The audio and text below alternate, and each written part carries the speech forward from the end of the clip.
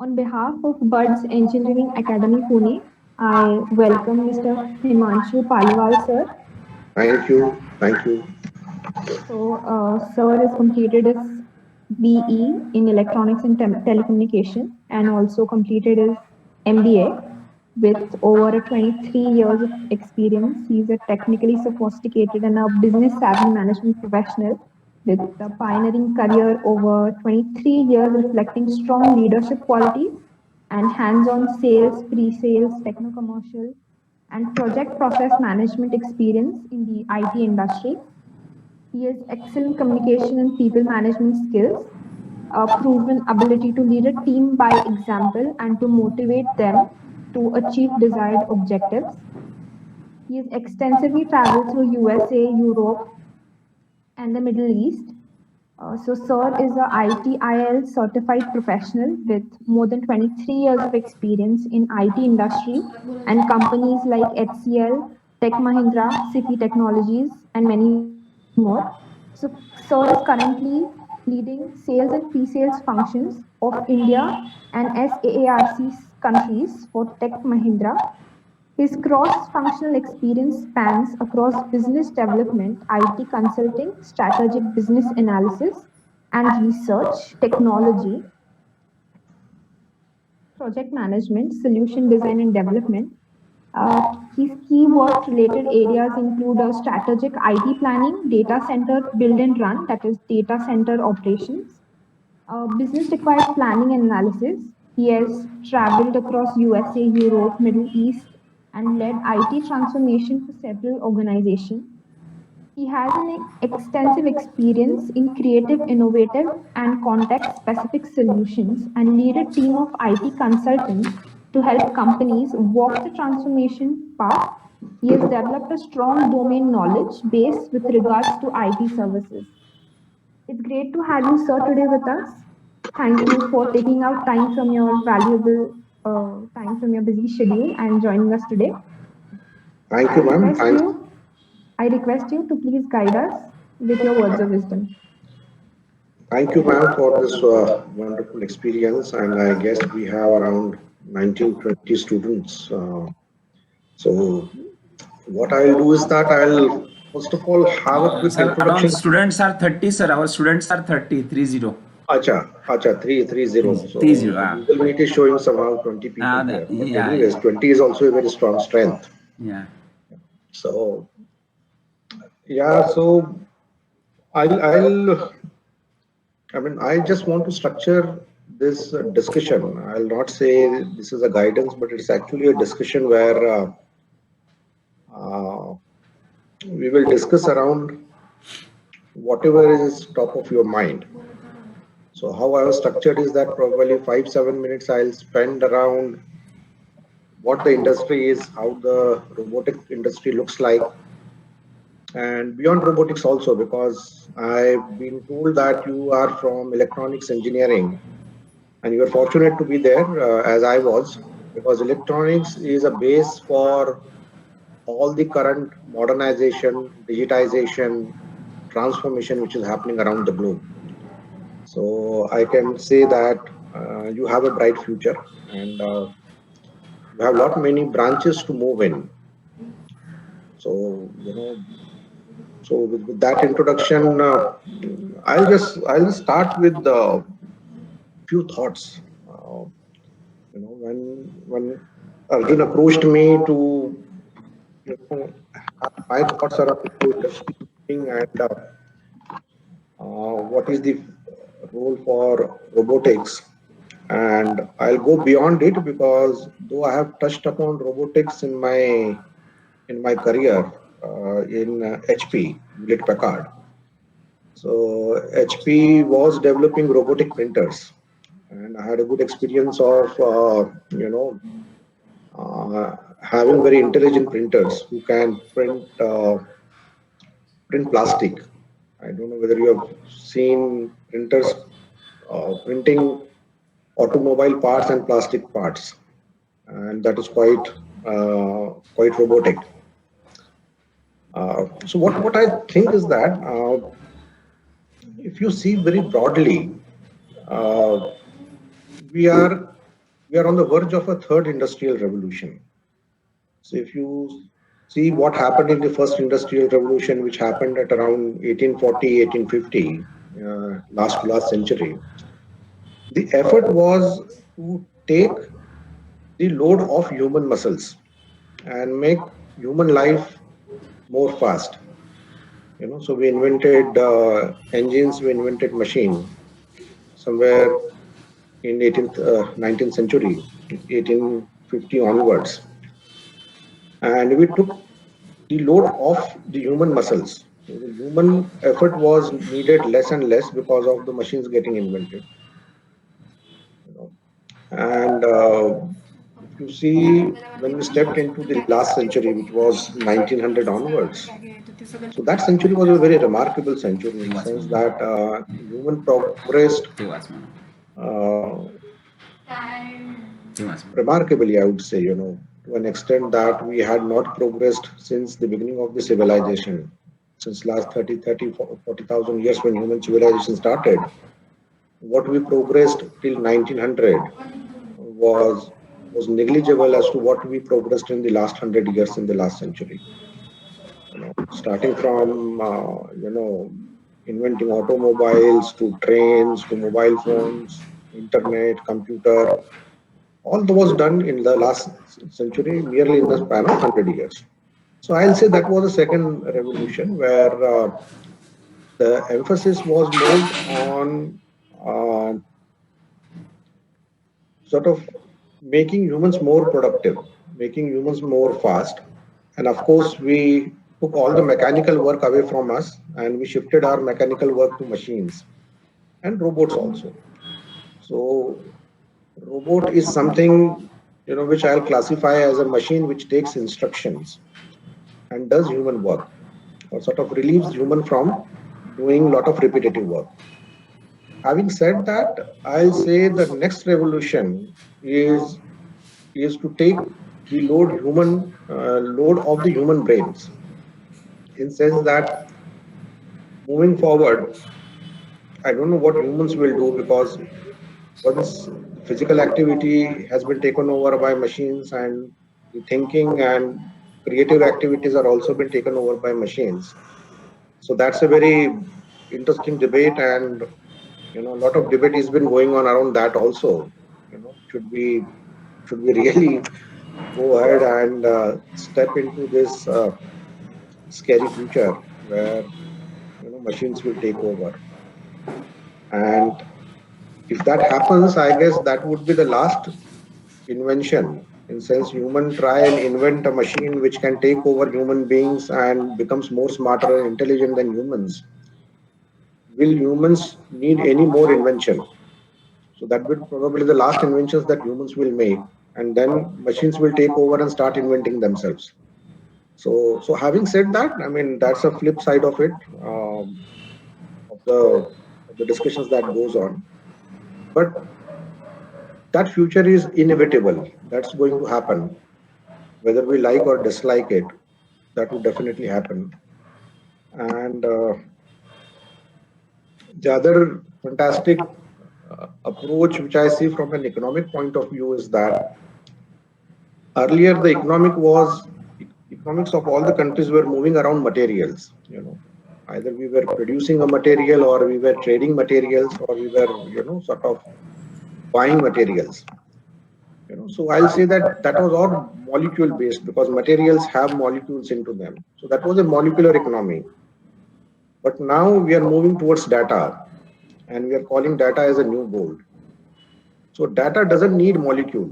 Data needs digits. They need 0 and 1s. So rather than having a molecule based economy, we would also have a byte based economy. So we would slowly move from a molecular economy to a byte economy, where a lot of things would be done digitally and no physical things will be needed, as we are doing now.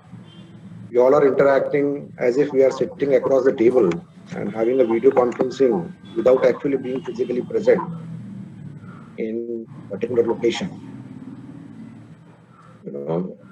So having said that, I'll jump upon to the next wave in robotics, which is artificial intelligence and machine learning. And that is what my subject has been into HCL Technologies and now in Tech Mahindra also. Uh, so just a bit of it. I lead infrastructure and cloud services along with AI and ML for India and SAARC region. So SAARC region is basically the South Asian countries which are close to India. What we are doing is, and you keep hearing about AI and ML, we are actually putting that into practice.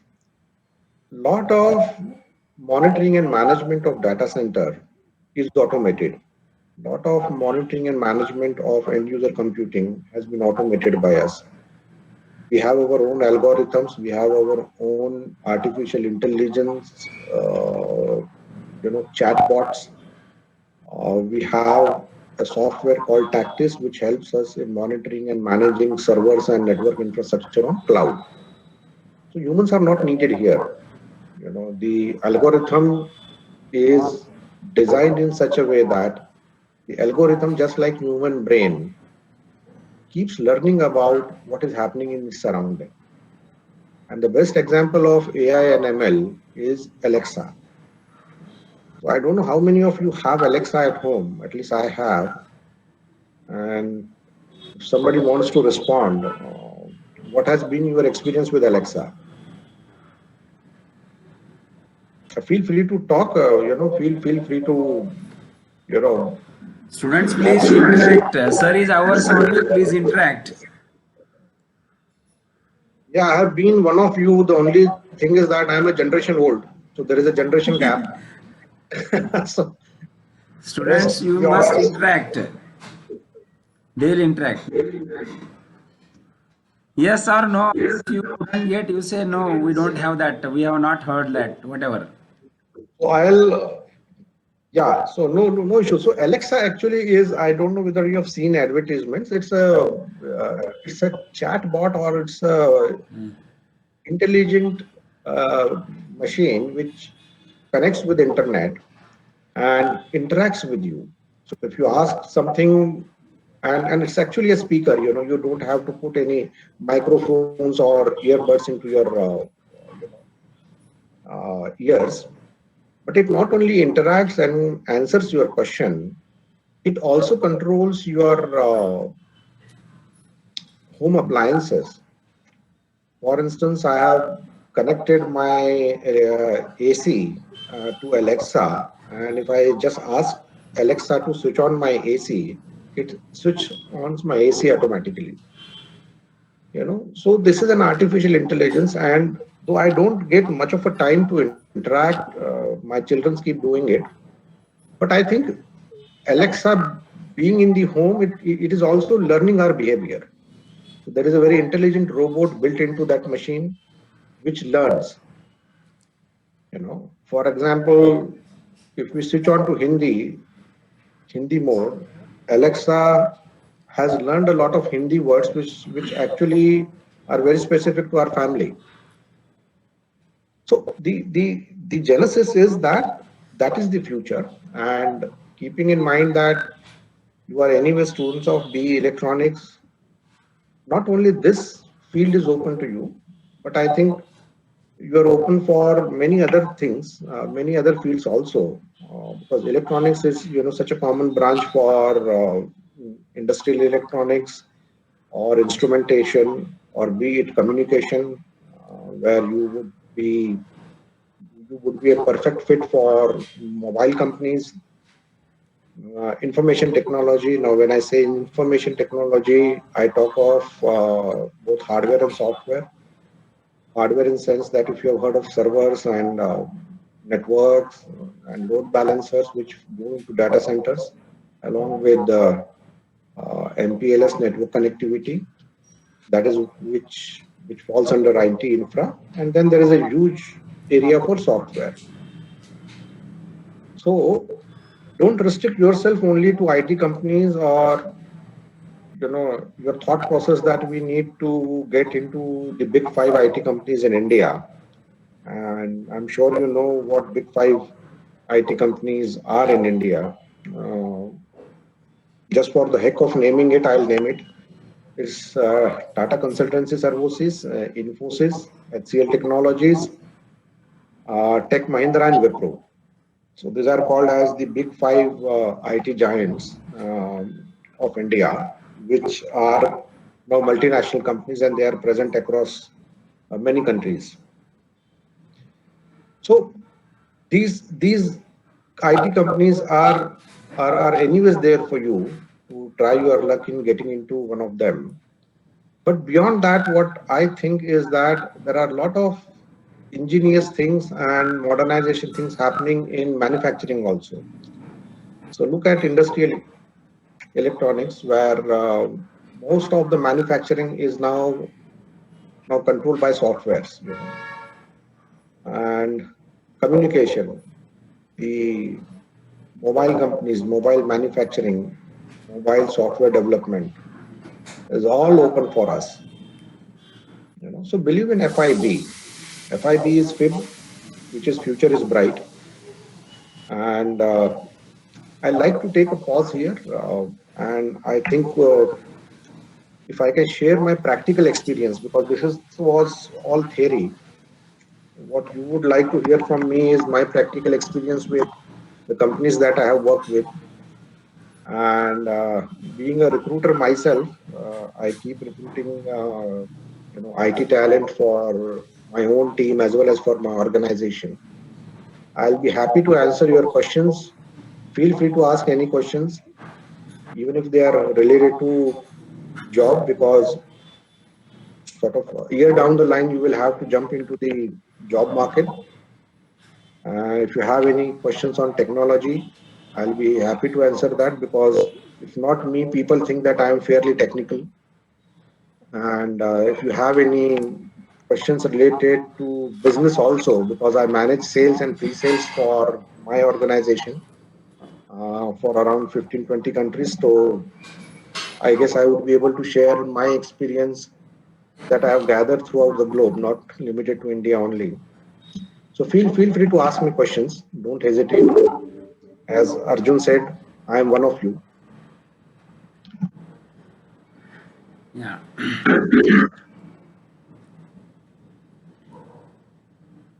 Yeah. Yes, student. Yes. Go ahead. Go ahead.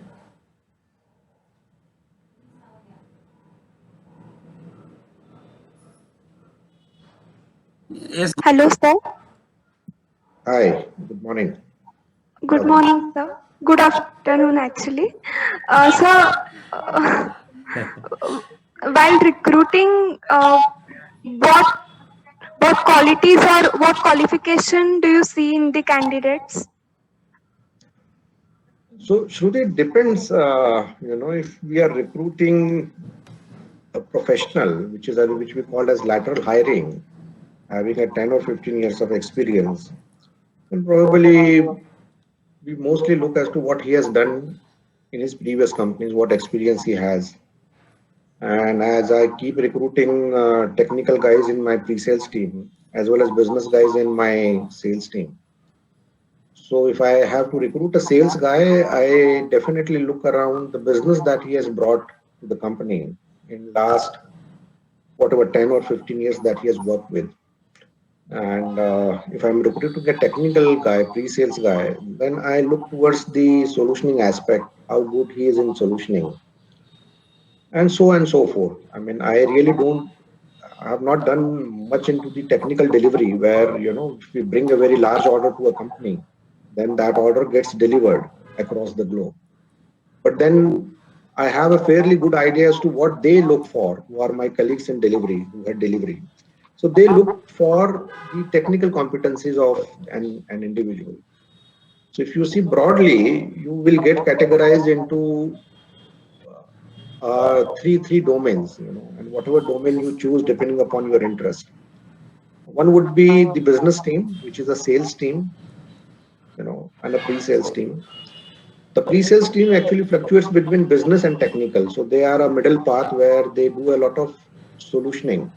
They prepare solutions, keeping in mind the the sellability of those solutions. So it's a very, very evolved job where you not only have to think about technicalities of what you are offering to your customers, but you have to think of their viability in terms of commerce. And the third domain is delivery, where you deliver. For example, if you are moving into a software development or you are taking up coding, then that's a very technical job where you sit and you will deliver. And it is misunderstood that software development is what delivery comprises of. No, delivery comprises of monitoring and managing the infrastructure. Delivery also comprises of managing the projects, because there are large projects. If you have heard of IT outsourcing, all these 5 companies are engaged into global outsourcing business, where large companies outsource for 5 years, 7 years, or 10 years, very large projects to these companies, and these projects have to be managed.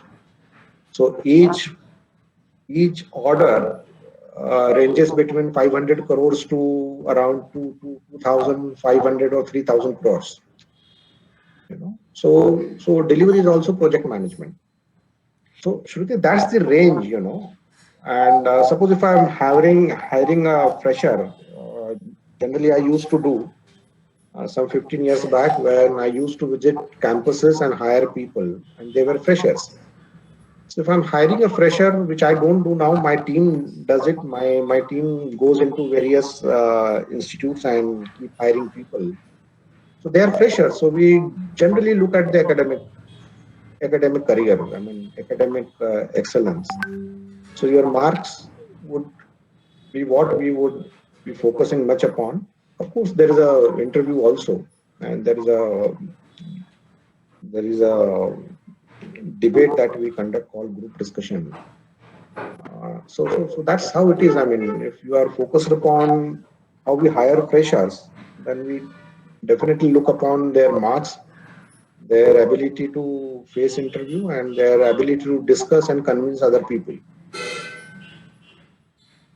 Okay, sir. Thank you.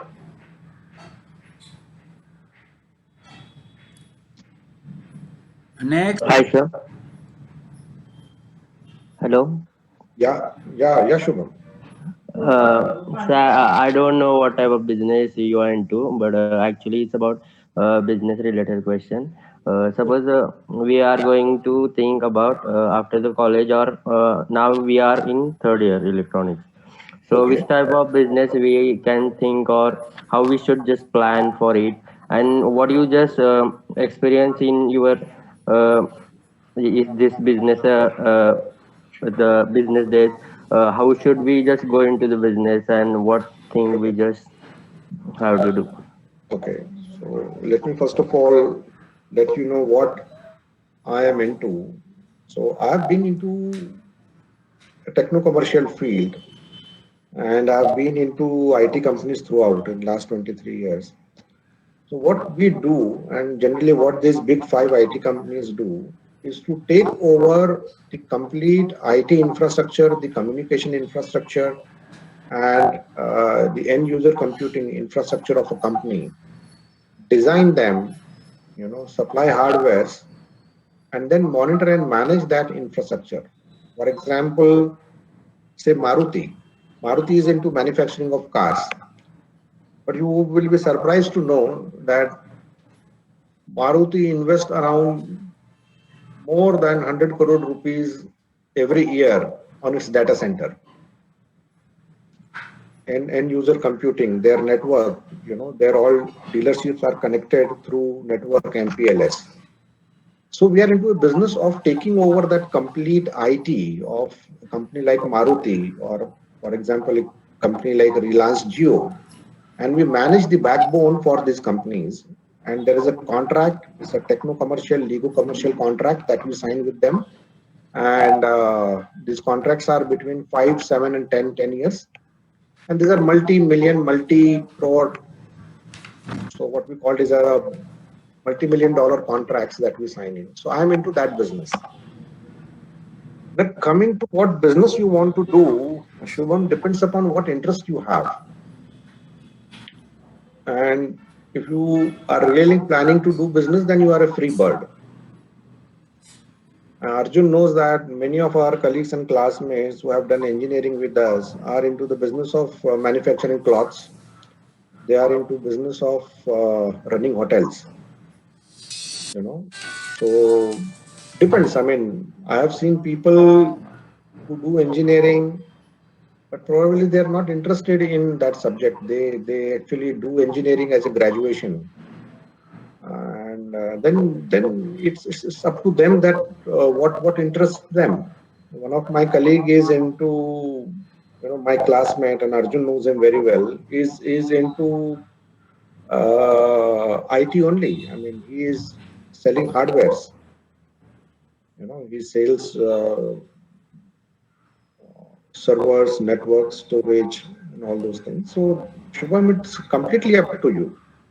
If you want to do business, and if you have a family business, then I did not say anything, and that's perfectly okay. I mean, it doesn't mean that if you have done engineering and you have to join a company and be a IT professional throughout your life. So think from that point of view, Shubham. What is Hello, sir. Sorry to disturb, but it's not from my family business. Mhm. Uh, every time just we think about business, our family members, our friends just say, don't go into that. It Okay? takes too much cost. It takes too much courage. It's Yeah. not from your side. Means मतलब मराठी माणूस नाही कर सकता ऐसा कुछ and then so but I should just do that. So You can put your question uh, Marathi also, no problem. Sir will understand Marathi also. Don't worry. yeah, sir.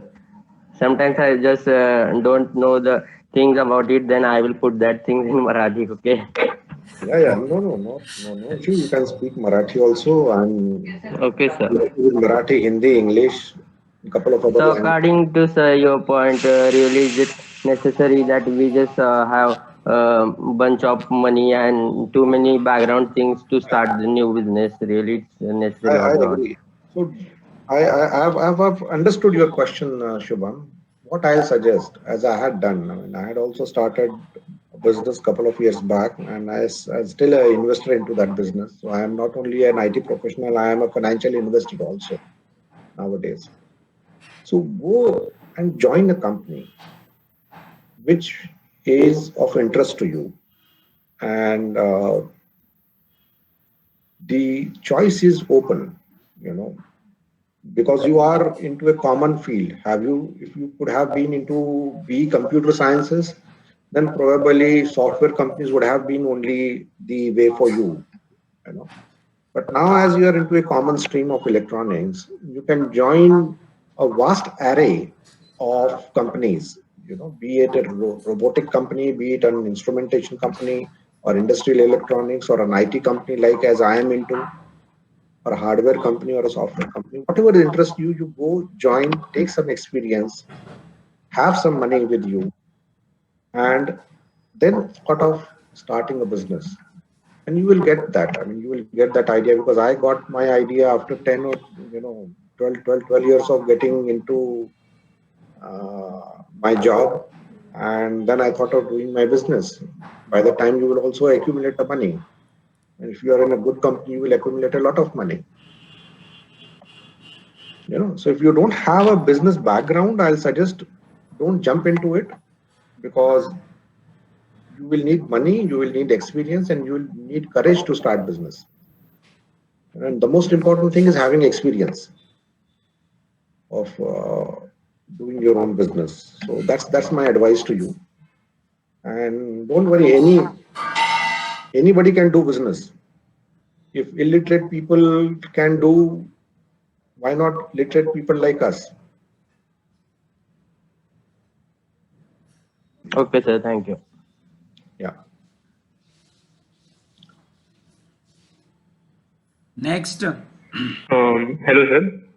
So I have a question. It's more like a career counseling thing. So actually, sir, there's a conflict between going in my head right now. So I want to start a business. Like I'm completely keen on startups in space robotics and nanosatellites. So as we all know, it's not going to commercialize for like next 1 or 2 decades. So it's not really a commercial model to go into that business right now. Again, there are a lot of technical issues. So currently, I am planning to go for Japan for my masters, and I'm trying to go from the Japanese embassy itself. And it's a good plan for me right now to go for the masters in Japan for Tokyo University, and there I'll get training for space robotics and nanosatellites from very good professors and all. But again, I want to start a business in that particular field. So I want to come back to India and start in that particular field. So I don't know what to do, whether I should go to Japan, then come back to India again and then start business, or should I stay in India, work with the colleagues that are from reputed colleges in India, for example, IITs and all, and then start a business over here itself. That's my problem, because again, the technical knowledge you will not get much good in India. That's the current issue right now, because India is not commercializing that sector right now. In ISRO, there is good work going on, but again, it will take a lot of time to go to ISRO, then learn all these things, and again start my own business. And there are many laws and regulations for that as well. So it's bit quite complex things going on right now. What do you think, sir? Yeah. So I have a clear view on this, and I have a clear view because in Tech Mahindra we are supporting NASA, and so Tech Mahindra is my second stint. I had been earlier also in Tech Mahindra in 2009, and then I went to Hewlett Packard and came back to Tech Mahindra. So NASA as a customer. So NASA is again a government company. So a developed country like US also has to do space research and space expedition under government. Yes, I agree. If you have heard of individuals like Elon Musk and Jeff Bezos, they have started their own space companies. I'm not sure, Prajwal, if you have heard of them, these two individuals. Yes, sir. I'm completely aware of all the scenario going on. My problem is that whether I should go to Japan and then come back to India, or should I stay in India and work on that? See, working is fine, Prajwal, but starting a business in that, because you know, any business in space is not like a startup, and it's not in private hands. Yes, sir. Yeah, that's a complete scenario right now in India. It's not a private thing. India, Research is completely government oriented thing, right? So I'm not trying to build a business completely on that particular domain. So I want to start it as a different domain. Like my current company's main product will be like a 3D printer or drone delivery system or something like that. So my prime focus will be on that, and side by side I'll do R&D on that nanosatellites and things. So whenever the opportunity spikes up, I'll shift to that model. Because currently SpaceX and Blue Horizon and all, those companies are outsourcing these technical parts, which are like satellites or let's say few batteries and all stuff. They are outsourcing it from the private companies and not from NASA and all. No, so that's a different thing, Prajwal. What you are talking of is peripherals being manufactured for Blue Horizon, or what Elon Musk is doing, is creating its own rockets. So that's okay. But when you talk of space robotics, are you talking of starting some manufacturing units which will manufacture some robot parts? What is your... Yes, sir. Actually, I'm talking about exactly that thing, and my plan is for 2 decades in future right now. It's not for right now because it's really a futuristic thing for right now. But if we start working on that particular technology right now, so I'll have 10 years ahead of what other the companies are doing in particular field. Because currently it's not a simple thing to do business in space. We all know that. And even in India right now, very few startups are currently working with that technology. For example, the Skyroot and Bellatrix and all. So, and they are also under the guidance of the ISRO itself. So they are not a private entity. They are funded by the ISRO and government. So I know this scenario right now, but yeah, you got my point, I think. Yeah, I got your point. See, ISRO is also sourcing a lot of peripherals from private sector. ISRO will not manufacture all the rocket by themselves. So if you're talking of going into that sector, why not? But then in India, you have only ISRO. If you go to US, you have NASA, you have Blue Horizon, and you have other company, which Blue Horizon is, I think, started by Tesla. Sorry, uh, Elon Musk, I guess, or it started by Jeff Bezos. Sir?